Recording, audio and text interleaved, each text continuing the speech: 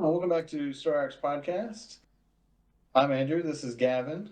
And we are going to be covering today the Justice League of America, or JLA. I think at the time it was called JLA Tower Babel storyline, and that it runs from JLA 43 to 46 in the last half of the year 2000. Uh, Written by Mark Waid, pencilers Howard Porter, Steve Scott, inkers Drew Garashi and Mark Probst, and colorist was John Kaliz. I, I'm not sure I'm pronouncing that right. I'm pretty sure I'm not. But um, uh, apologies to Mr. Kaliz. I don't know. Let's start out with the summary. Uh, this story is somewhat of a important one to DC. It's a really interesting story. Ra's al Ghul decides to sow chaos in the world, and with the goal of apparently helping stop destruction of natural resources by attempting to have lots of chaos and lots of people kill each other, so then there won't be as many people to destroy natural resources.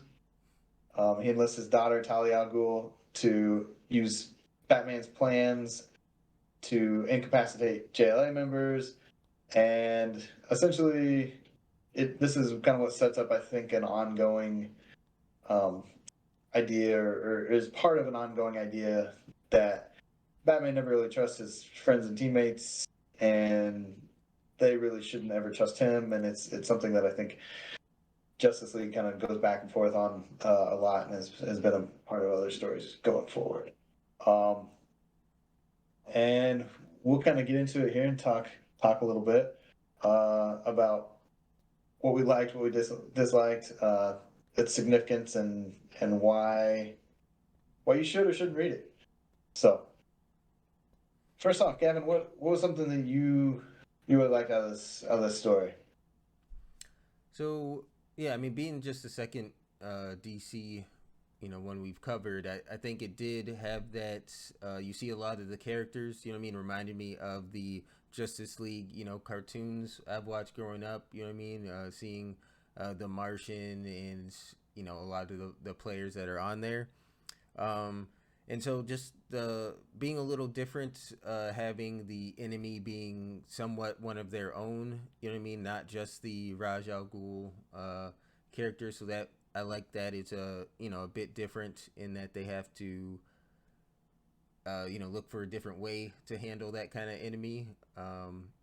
Towards the end, like what are they going to do about someone that's just potentially sabotaging from within? So yeah, that was a good one. Yeah, the big thing I liked out of it is the kind of intricacies and the workings of how those plans came together and what those plans were. So it going back to their classic wasn't just going back to their classic weaknesses and all of that stuff. It was kind of out of the box, the type of thing that really seemed like there was a lot of thought put into. Whether that was all on Mark Waid or not, I'm not sure. Generally pretty good writer. I think there's a lot of good Mark Waid stuff. Has some really good ideas that he's put onto paper in the last 20, 30 years. So um, I really enjoyed the details, the incapacitating characters kind of in unique ways. We won't talk about every single one. We'll leave some stuff there if you decide to read the story for you to get into. But yes, it's pretty unique, pretty interesting, and the action starts right away.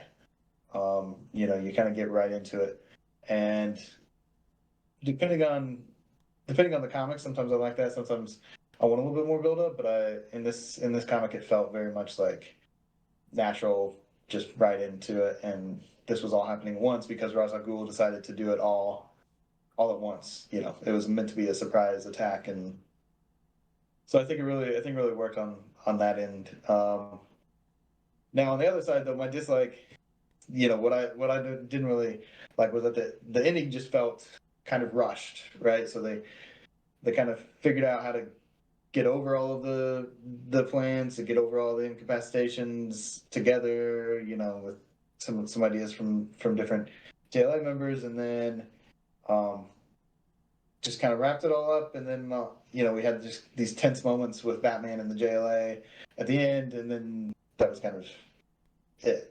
Well, Yeah. so very very much feels it very much did feel like it was pulled out of an ongoing run, which this one was, and there just was not much of like a there wasn't much of a build up, there wasn't much of a kind of down, falling action. There wasn't much falling action there. So Yeah. And yeah, my dislikes were actually similar to that. I mean, just generally with the wrap up, overall of a story, kind of. I mean, like you're saying, I guess not to give away everything, but the way that the plan that Raj Al Ghul carries out, it's like the way that it affects all of humanity. You don't actually see a lot of that, or what I mean. They only cover a little bit, and like the resolution of it, what I mean, it doesn't really continue to, like you said, kind of address that and see maybe how they fix it and all that. It kind of just is an overarching, like you said, it's done now, and how do we just talk about this, and yeah, kind of like you said, it's not doesn't have the falling action to it. It doesn't. yeah, they just kind of say that they have to pick up the pieces and figure out what to do, and then yeah, it's a new story. And yeah, just the solution the solutions didn't feel like they met the amount of work that it seemed like the incapacitation plans built, right? Like there was more to the plans, and the solutions were pretty much like weighted out on a couple of them. So, um, culturally, our next topic here, cultural significance. Culturally, I think obviously it touches on that whole concern of natural resources, um, destroying the planet. Are humans inherently just destructive into the planet? And I think this is something that I think at the time maybe hadn't been overdone, but I think now has been a little overdone, of kind of a bad guy not being completely wrong, because, well, he's trying to save the world in a way, in his own way. His means are not justifiable, and he's an insane person. So Yeah. Um, I mean, I would say, yeah, I was able to relate to it in some way though, because well, the loss of communication, this was done a ways, a number of years back. I mean, now we know how much even more we're reliant on the internet, and what I mean. Can you imagine? Yeah, I would think maybe it would be a good idea for a bad guy to attack that. You know what I mean? In this day and age, what would people do if social media and everything went down? Would we turn all against each other, and would there be chaos? Maybe, probably. So yeah, and that's the way that I was looking at the you know through my lens, how it could maybe relate to it, or see how that would be in today's day and age. Made a bit of sense. it's funny too, because and we didn't mention this in the prep, but the Ra's al Ghul has this whole thing with the Lazarus pits, right? So like he's functionally immortal, right? He keeps himself alive by doing this. Right? So there's a bit of an irony there of like the immortal guy being like, well, there's too many people, Yeah. and Why do you care, right? I mean, unless they are right next to you, like elbow to elbow, right? You don't really and need then them to it's be like gone. you're using these like by continuing to live and using all these things to artificially keep yourself alive, right? Like you are then using the resources like that. If overpopulation is an issue, if there's too many people, are you not directly contributing it by kind of laughing in the face of the natural order of it? Like, yeah, it's Yeah. kind of an irony there. Um, Obviously, we do have a connection to classic lit here. Tower of Babel is about as classic lit as it gets. It's an Old Testament story. If you're not familiar, essentially, God makes it so that all these people in this city are no longer able to speak the same language, so that they kind of scatter because um, they essentially were teaching God. Their city was so big, and they built a tower that was so big that it was kind of, they were able to like touch God. It's my Old Testament knowledge is not great, um, but I think everybody's familiar with that term, Tower of Babel and babbling, um, all relates kind of to that language. And so yeah, this is Ra's al Ghul. His part of the plan was to make it so that people were not able to communicate through language anymore. Um, and yeah, so that leads me into my what the hell moment. And my what the hell moment was there. I think it's the end of the first or second issue of the run, um, when all of a sudden you see that the newspaper is just in gibberish, and then everything outside is in gibberish, and all of that. And I'm gonna admit to being a little dumb here. Um, I knew of this story. I had not read this one before. I think this might be the first one that I've never even like picked up or really looked at, that we've covered. And in my mind, I was always so focused on the whole bit about incapacitating the Justice League that I didn't realize that there was an actual like secondary plot that had to do with that. So that was kind of like, oh shit, what the hell? Like, I was not prepared for nobody being able to communicate in the entire world while this was going on with the Justice League, despite the title of the story. So that was I'll take some heat for that one. Right. Ken, what was your what the hell moment in the story?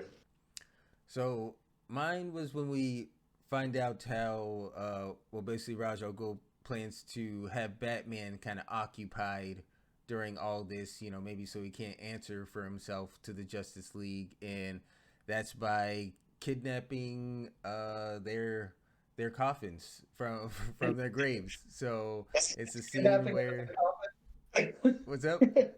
I said, is it kidnapping if it's a coffin, right? Right, right. Like, Yeah, there's a kidnapping. Yeah, yeah. The grave robbing, as it were, of his parents, and we all know of the very traumatizing, past. Yeah, Batman has with his parents, watching them die.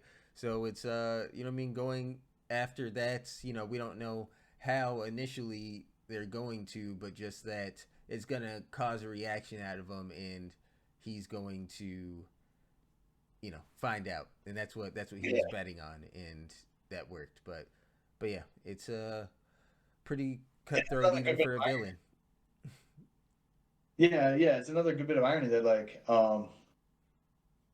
can or you know, Batman is just the world's greatest detective. Like he's come up with all these plans that are super intricate to and well thought out to incapacitate his fellow Justice League members. And Ra's al Ghul is just like, oh yeah, dude's super messed up about his parents. If we just do some stuff with his parents, like yeah, that he'll Right, be he'll be out of it for like days. Like yeah. just as Uh, effective. Batman's weakness is his trauma, which I think is probably accurate to a lot of people. Yeah. Uh, considering off that, we get to our award section here, and for best character, for me, that's gonna be Raz, right? Ra's al Ghul. I think he's a good villain in this sense. I think he's well written. It very much gives you a good idea of like who Ra's al Ghul is. Um, he's very conniving. He's not the typical Batman villain of just being like a crazy dude trying to sow chaos or trying to do something based on like his very specific issues. No, he's about the League of Assassins and the being immortal and ruling the world in a very particular way. And I think he shines as the villain here because obviously a lot of the characters are kind of struggling throughout the whole story, right? Everybody's had some bad moments throughout there. So I think he's well written. I think he's the best character in this storyline. Who was the best character for you? The best character I was said that was Batman for me because he's obviously right one of the few superheroes always known to not necessarily have any powers. He's just rich, right? Just a rich guy, but he was able to do all this research to basically right disable all these very powerful people all across the Justice League and yeah, just information. And so I feel like he was made to look pretty impressive in this, series overall. Just like, yeah, having that ability. So I gave him the best character for being a threat.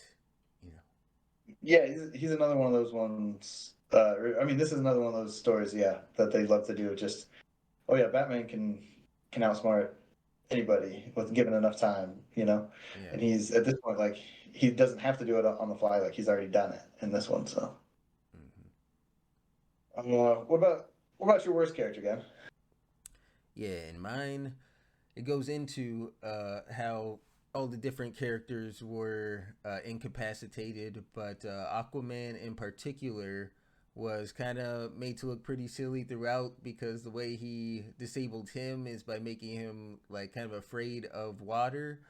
And so yeah, he's just kind of being useless and being a threat to himself in that if he doesn't get access to water, he could die himself. So it's like the other characters trying to make sure that he doesn't, kill himself by his fear of water, basically.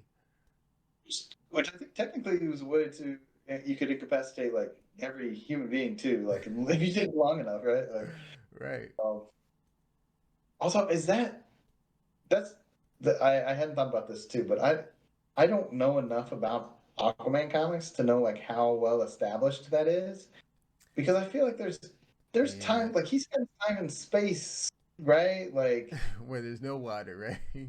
yeah, does he bring like a mister or a spritzer with him like just everywhere he goes? Like he's not he's not a fish. Right. Does he have the ability to keep water, in him for longer? Does he not pee? Has a special bladder or something? I don't know Yeah, his pet abilities. well, and Yeah. he's half human, so presumably, I mean, I don't know. He would maybe he just needs like twice as much water as a regular person, which means he could just be one of those gym bros like bringing that jug of water He with him needs to the climb the backpack for sure. Yeah. yeah, just give him a camelback and he'd be fine. Man. So yeah, that one's a yeah. Now for me, and again, this is something that's kind of my own hang up in a way. Uh, Superman, it's just so hard to have Superman in other stories. Like you have to write around him. Like you have to come up with a way to keep Superman from just solving everything in a second. And they do a good job, but it just you can tell at times that like, oh well, we had to make sure that Superman couldn't just destroy everything, all these plans, Yeah.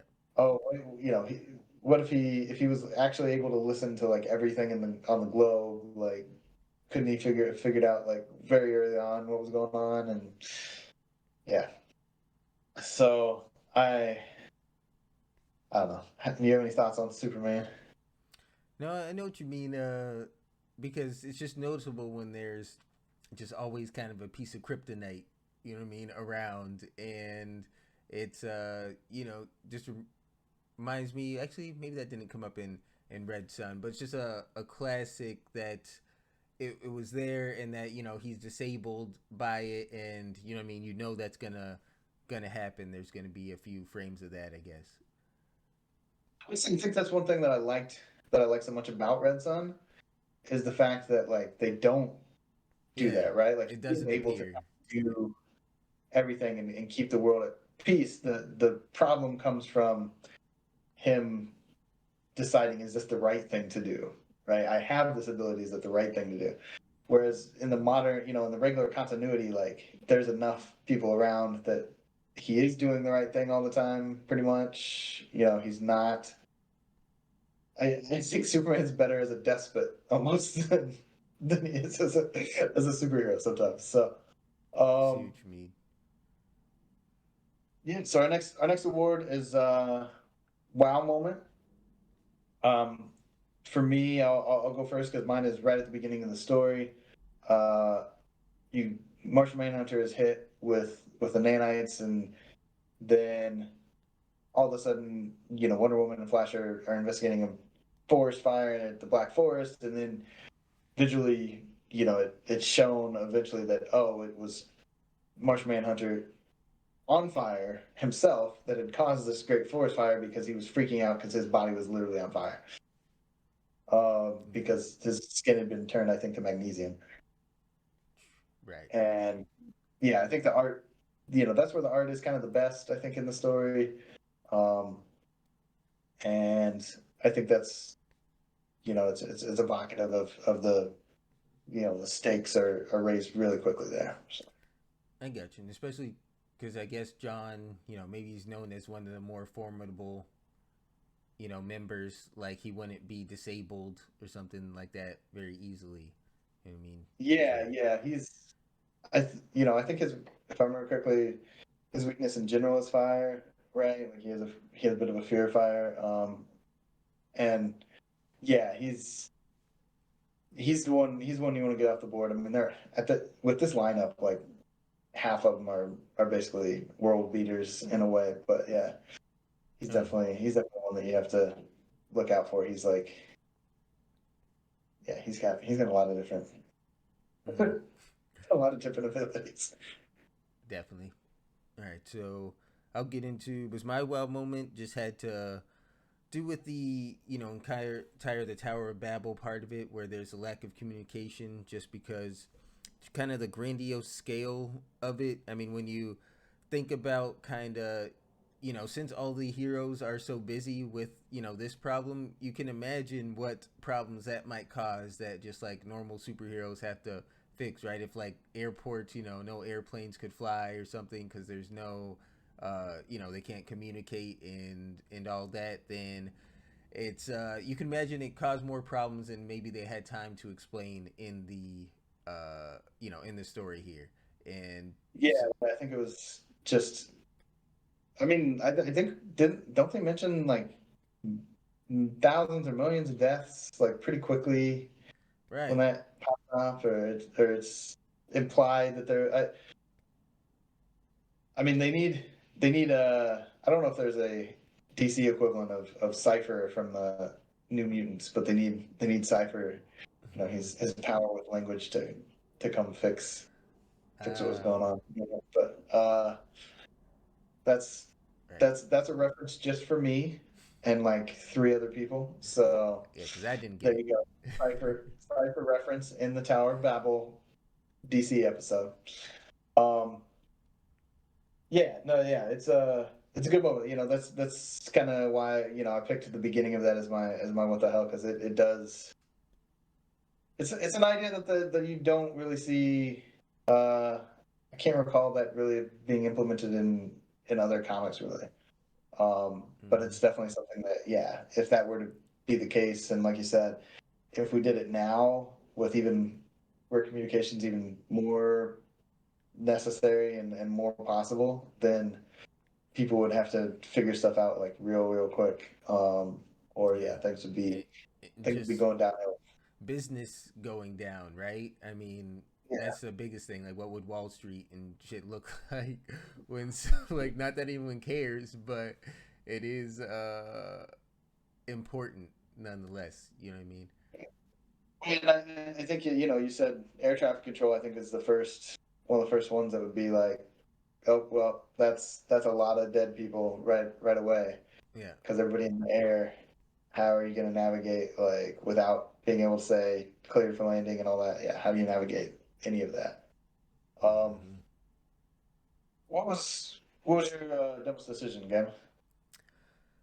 So mine was of the just entire Justice League overall, not kind of having their own tabs on Batman, because I know there is yeah, particular scene where Talia says that they just respect his secrecy so much that they, didn't bother to do the same thing that he did, and keep a lot of information on him and know their weaknesses and all that. So Justice League just a little too naive, a little too trusting. You know what I mean? You're against some of the baddest people in the world, right? Evil villains. So you should probably be a little more cutthroat, a little more smart about that, I guess. So that was my dumbest decision.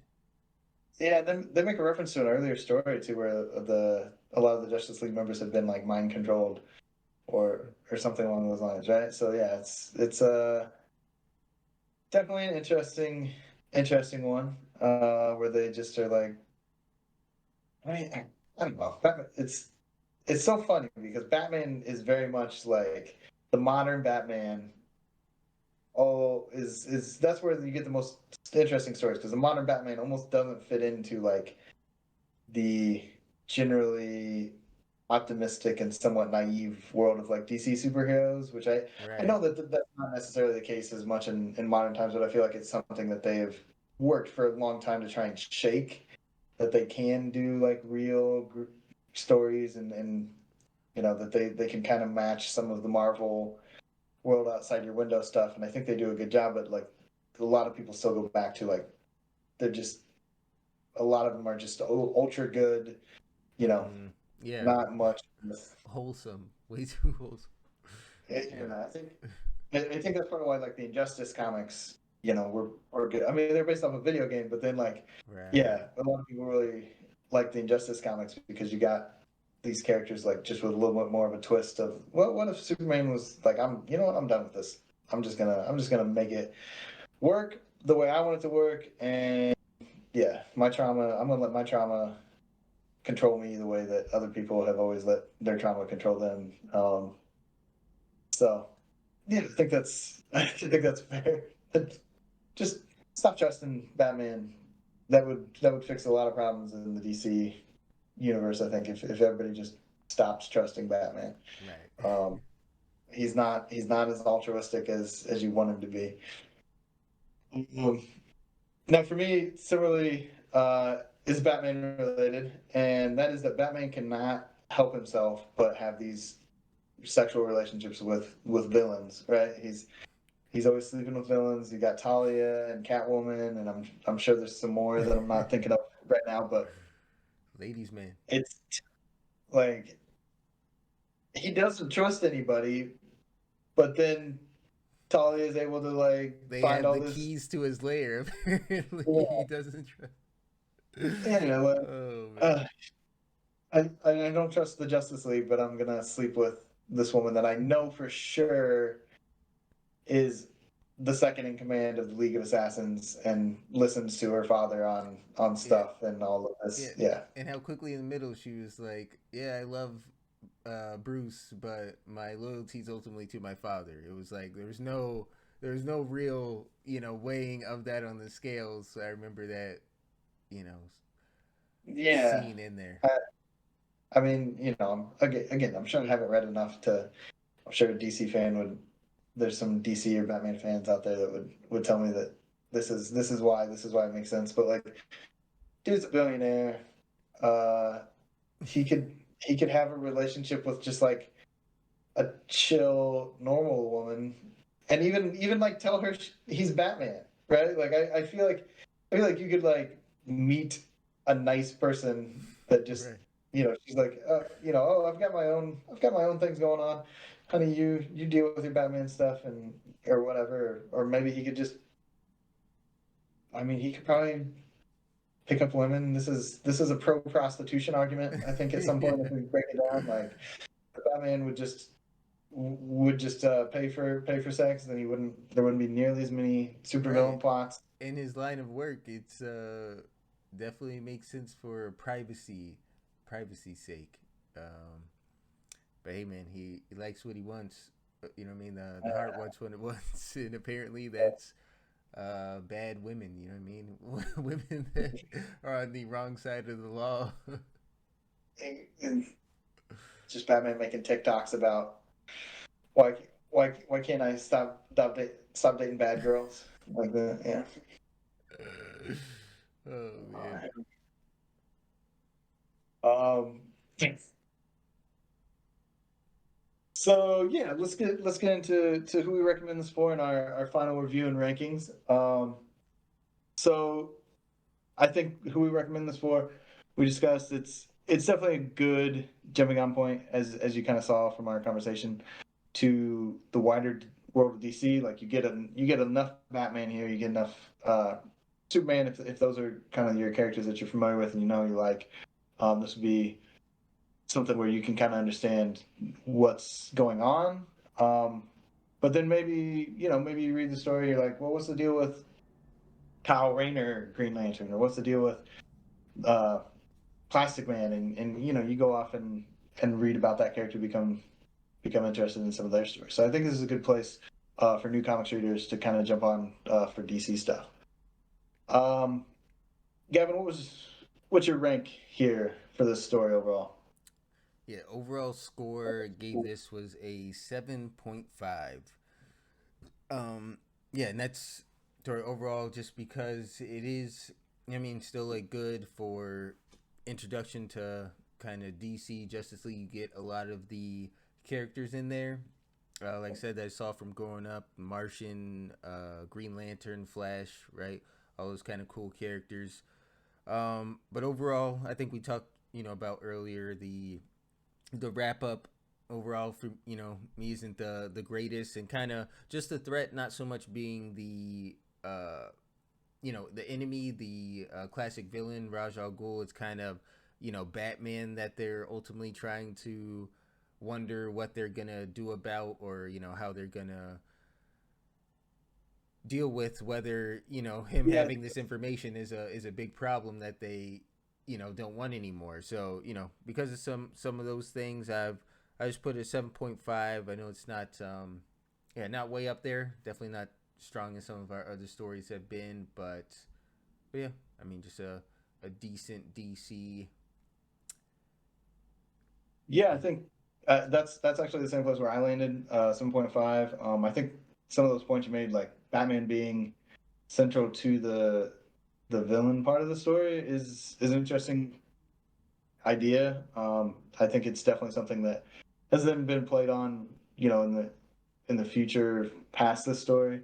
7.5 is honestly, I think for this era of comics, from what I've heard of the early 2000s, late 90s, like that's a really solid score for a story from that time. I think this one holds up, and it to put it right there on that level with some of the other things that we've read. I think that's fair.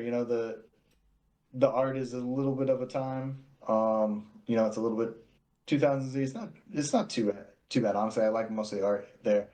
Um, you can kind of see the leftovers from the 90s, and maybe moving towards like a more modern art style a little bit on some parts, but there's definitely some parts that I had some questions about. But yeah, overall, just really, really solid. Really solid on everything. So yeah, Perfect. just a heads up for anybody that's paying attention to the pod or enjoys the pod. We are going to be looking at kind of experimenting with a little bit of a different format going forward, covering a couple different stories at a time. Well, I say a couple, probably about 4 stories at a time of a character. Uh, More of their definitive stories, and we're going to be working on that. So we'll still have some. I think we're still planning to have some episodes of this format, but I think we're going to focus on that going forward. If you've enjoyed the podcast so far, like and subscribe if you're on YouTube. Um, Follow us on, I think, Spotify. Uh, Gavin, you might Yeah. have a little bit better. Well, the RSS feed, I don't know. That's directly. I don't know if you can follow that, but yeah, it's mostly Spotify. Yes, to look out for the podcast on if you're listening in that Yeah, format. yeah, we're trying to get some of the other places worked out. And yeah, if you have any questions, leave us a comment. And thank you for watching. Yep. See you Thanks, later. everyone.